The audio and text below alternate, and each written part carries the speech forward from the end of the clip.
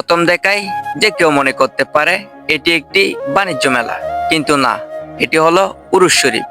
কেন উরুস শরীফকে বাণিজ্য মেলার মতো লাগতেছে সেটা বুঝতে হলে ভিডিওটা শেষ পর্যন্ত কন্টিনিউ করতে হবে। আসসালামু আলাইকুম, আমি মোহাম্মদ আসিফ বলতেছি। আপনারা সবাই কেমন আছেন? এটি দক্ষিণ চট্টগ্রামের সাতকানিয়া উপজেলার অন্তর্গত ধর্মপুর ইউনিয়ন, ধর্মপুর দরবার শরীফ নামের পরিচিত একটা জায়গা আছে। ওই জায়গায় এই উরুস শরীফটি অনুষ্ঠিত হয়। ভিডিওর শুরুতে বলা হয়েছে এটাকে বাণিজ্য মেলার মতো লাগতেছে। কেন বাণিজ্য মেলার মতো লাগতেছে এটা আপনাদের সামনে এখন এক্সপ্লেন করব।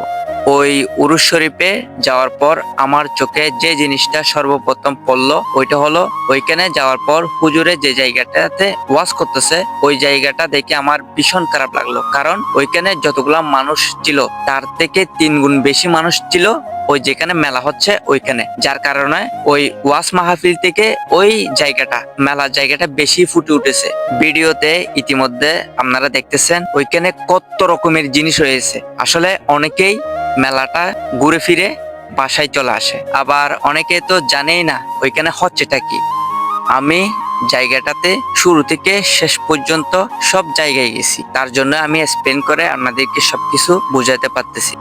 পুরুষটা যে জায়গায় হচ্ছে এবং যে জায়গায় প্যান্ডেলটা করছে ওইখানে ধরেন মানুষ ছিল 500 এবং মেলাতে ছিল 2000-এর মতো। এবার চিন্তা করে দেখেন মানুষ কোন উদ্দেশ্যে ওই উরুসের মধ্যে গেছে।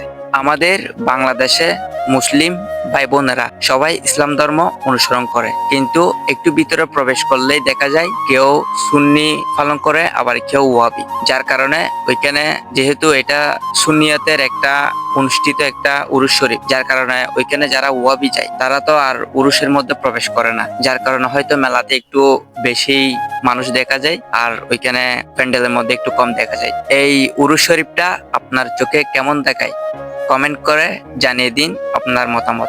Tata guys.